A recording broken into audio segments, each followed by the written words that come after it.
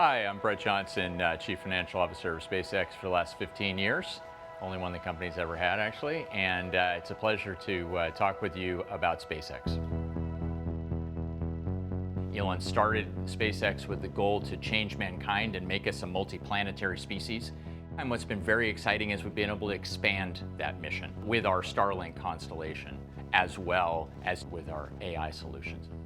At our core, we're really builders. We're the only company building the integrated hardware and software infrastructure to really power multiple businesses. But we started back in 2002 at our roots as a space business. We achieve what others think is really the impossible, and we make that possible. If you look at some of the milestones that we have accomplished already in the space business, we're the first private company to develop and launch a liquid fuel rocket and reach orbit back in 2008 with the Falcon 1. We're then the first private company to successfully dock a spacecraft for the International Space Station in 2012, the first to successfully propulsively land a rocket from space, specifically the first stage booster back in 2015, and refly an orbital class rocket booster in 2017, the first private company to launch astronauts to orbit and fly to the International Space Station in 2020.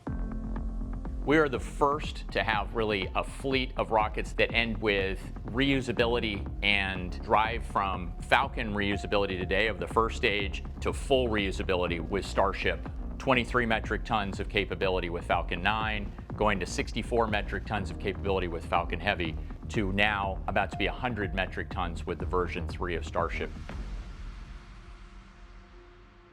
And really, from a rocket reuse perspective, that has been the unlock mechanism. It's really driven down the cost of launch and given us the ability to drive up launch cadence. Specifically, having a hangar full of rockets to show our launch customers, or having the ability to ramp to, just last year alone, 165 launches of our Falcon 9, and now moving into fully reusable with Starship.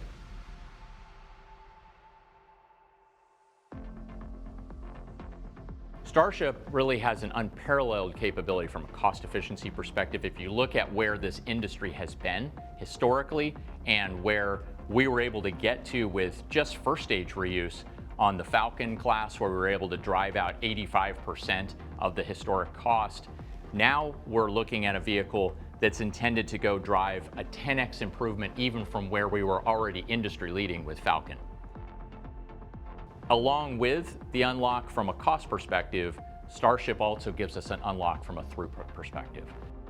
So you see with Falcon 9 in the expendable category, let alone Falcon Heavy at 64 metric tons, going to 100 metric tons with version 3, and then already starting to work on version 4 in the design that should double that again to 200 metric tons to orbit. We talk about the mission and certainly how we accomplish the mission. One of the reasons that we're able to do this is we run what Elon calls the algorithm. And the algorithm starts with, first and foremost, making the requirements less dumb. Questioning the requirements is a key piece of our culture. We then move into deleting parts and process steps, and you see that as an example in the picture here, where you have the first version of the Raptor engine on the left going all the way to Raptor 3. And then once you delete the parts in the process step, you move into optimization, acceleration, and automation. And then pivoting to the connectivity business, again, the connectivity business is really enabled by our core launch capabilities. We have now launched and operate a high-speed, low-latency global broadband constellation, otherwise known as Starlink. And really, we feel Starlink is an unrivaled satellite constellation. The V2 satellites that we fly today on Falcon deliver 96 gigabits per second per satellite, and we fly roughly 27 satellites per launch. But the V3 satellites we're about to fly in the back half of this year are a huge step function in capability. In fact, per launch on a Falcon today with the V2 satellites to the version 3 satellites, it's a 20x improvement related to the capacity per launch with version 3. And in fact, that translates into, with 60 satellites flying per launch on Starship and each of them delivering roughly a terabit per second, that we will be able to fly 61 terabits per second of downlink capability per launch of Starship coming up here.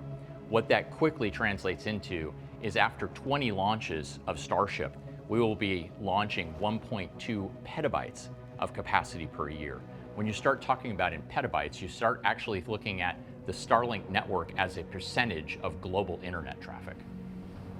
It's also important to note that because of the fact that we're delivering from space, we're able to deliver in many areas and in many cases where terrestrial just can't deliver.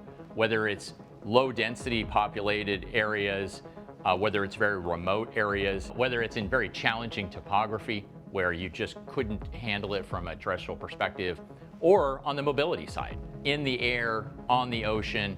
And we've been able to demonstrate over and over again being able to bring capabilities and services and communication to areas in a disaster zone. We have the world's largest satellite internet network, roughly over 9,600 satellites. You look at all the others combined, and they're a fraction of what our constellation is. We're actually representing 75% of all active maneuverable satellites in orbit at this point. And our user base is significantly expanding. So we ended 2024 with roughly 4.4 million users. End of last year, we had roughly doubled year over year in the number of users to roughly 8.9 million. And now, as of the end of Q1, approximately 10.3 million users on our network, over 100% year over year growth. Over 164 countries/territories that represents over 3 billion people being covered by our network. And as more and more companies and industries look to resiliency and reliability as critical capabilities, you're starting to see Starlink being brought in as either the primary or at least the backup solution in a lot of the fixed side as well. Aviation specifically, I have to call out because there's a tremendous amount of traction. You see an announcement almost every week now related to another airline talking about Starlink adoption. And then also on the government side of the business, delivering Starshield capabilities, a whole separate constellation for the US government. Again, resiliency being critical here in delivering core capabilities. And then the other piece of our very diversified connectivity offering is direct to the handset. So direct to device, we started out with our Gen 1 solution, which was really a proof of concept. We flew 650 satellites, turned on a service with 30 different mobile network operators around the world, the largest being T-Mobile in the United States, have coverage now for 1.9 billion people, and have proved that there's certainly a demand and excitement about having this capability. We now are in work to fly our Gen 2. This is full 5G quality to your phone. I think this will be the transformational unlock of connecting the other 3 billion people on the planet that had really been left out from the digital divide. And then lastly, our AI business. It is really exciting to talk about where we're at from an AI perspective, because this is again following that same repeatable business model that I talked about, leveraging that unrivaled launch capability. We looked at following down the same path that we had done with the other businesses and really owning the full value chain all the way to the end customer. What made the most sense is for us to have our own frontier model and be able to capture all of that value. And so that's exactly what we did. We now have the world's largest coherent supercomputer with the Colossus 2 data center that we stood up with best-in-class compute GB300 specifically from NVIDIA. We have the first gigawatt scale training cluster, the first gigawatt scale megapack battery installation there as well, and first to deploy the GB200s and 300s at significant scale. And so, having a gigawatt of nameplate compute draw is really compelling for us. But certainly I want to talk about the orbital AI compute that's coming in the next couple of years, because this seems to be the future of AI infrastructure. And this is the clean energy solution. This is the solution that really addresses some of the concerns related to AI data centers popping up. The distribution capability that others may think is a constraint related to this, we've already demonstrated with our Starlink network today. And having, in essence, no operating cost, because you're leveraging the power of the sun and cooling as radiative cooling off the satellite, makes this readily available and incredibly cost efficient. And so we are ramping up this capability right now, and in essence leveraging a ton of capability that we already have in place, whether it's the ion propulsion thrusters, whether it's the inter-satellite laser links between the satellites, or the flight computer or reaction wheels. Again, a lot of technology that otherwise would be blockers to doing this in the near term, we have in place. It's why we feel like we are the only company that can do this in any meaningful time frame. And what matters related to AI infrastructure is really creating that business model where if you start at the very top and leverage that connectivity capability that we have to drive that infrastructure advantage for us, we then get to go right into the cycle of leveraging that, driving improved quality of intelligence and lowering the cost at the same time of our token cost, monetizing that and driving that reinvestment back into that cycle of infrastructure. We certainly demonstrated our capability to go monetize this infrastructure with key partners in the industry.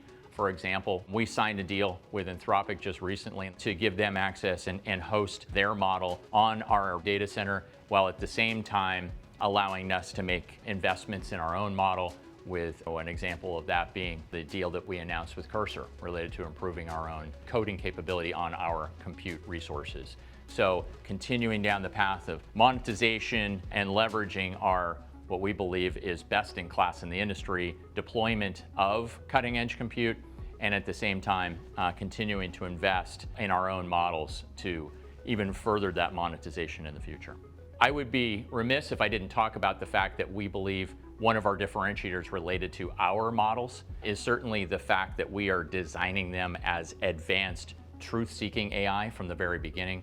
It's certainly one of the reasons that Elon got into the AI business to begin with, is to have that really truth-seeking model. We certainly are also going to leverage the X platform that we have in place now that really brings us real-time information. Real-time data is, I think, critical at all times, and I don't know that there's a better place to get real-time data than on X. So our growth strategy starts with space, increasing our launch payloads, getting to full reusability from Starship perspective, and certainly over time opens up whole new markets in the space industry. But what it immediately does is it enables our connectivity business to grow meaningfully, and now AI as well, where it's not just growth of our own platform on the infrastructure side, it also allows us to start hosting others and building out that piece of our AI business model. So there's almost $6 trillion of available market that we're going after, really in three pieces. We are moving faster and cheaper than others in the industry, even related to deploying terrestrial compute. And we think over time, the enterprise AI market is massive. So an incredibly large total addressable market that we're going after, over $28 trillion. Not only are we positioned for those markets today, but I think it's exciting to talk about where some of the future growth beyond that really is even happening.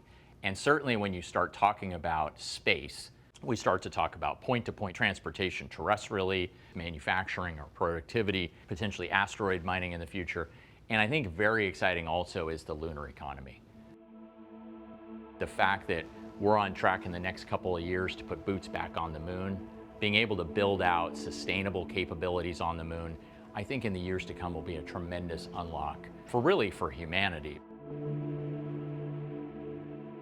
We feel like we've had a stellar track record already related to capital allocation and value creation. If you look at even in the life of the company from a space and connectivity business, the fact that we really only raised $9 billion and have created the business that we now have today, with last year alone generating $7.8 billion in positive adjusted EBITDA, while also investing for the future with another $3.6 billion of R&D just last year alone.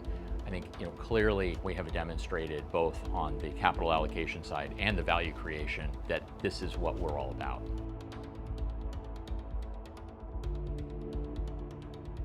And what that means from a financial perspective on top line, revenue has continued to grow meaningfully year after year after year.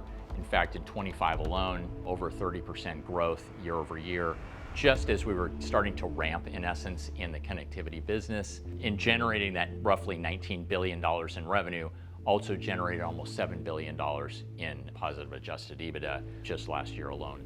And then in the connectivity business portion, you can see the significant step up where we grew roughly 50% in 2025 year over year.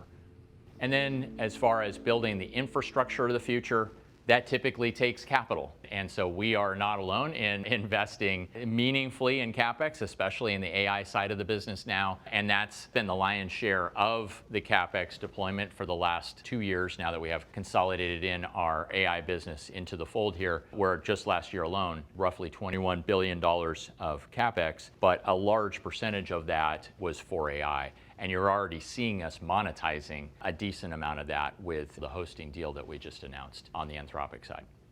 And then on the financials for Q1, we delivered roughly $5 billion of top line just in the first quarter. The connectivity segment alone was a highlight with roughly $3 billion of that revenue just in Q1. But if you look at where we think we will be in the longer term, our future model, we think that our revenue growth will be even significantly higher than that year over year. We think our gross margins are more like 70%, and that our GAAP net income margin is more like 45%. And so we're very excited about where we're ramping into related to the profitability of business and yet the significant growth that we believe we're marching towards. And so lastly, why do we think we're going to win? I think it starts first and foremost with our global leadership position in orbital launch services. We have an unrivaled satellite and connectivity platform that really leverages vertical integration from design, manufacturing, deployment, and operations. And now really truth-seeking AI models enhanced by real-time data from our X platform. That extreme vertical integration really enables high velocity and superior cost efficiency at scale. And really, the business models are incredibly difficult to replicate, right? Because of the fact that at the core, you first have to have that global leadership position in orbital launch. And so that unique ability to scale into new trillion-dollar markets across space, connectivity, and AI is certainly a reason that we think we're going to win and continue to be this mission-driven culture that is enabled by our world-class talent. Thank you very much. I appreciate the opportunity.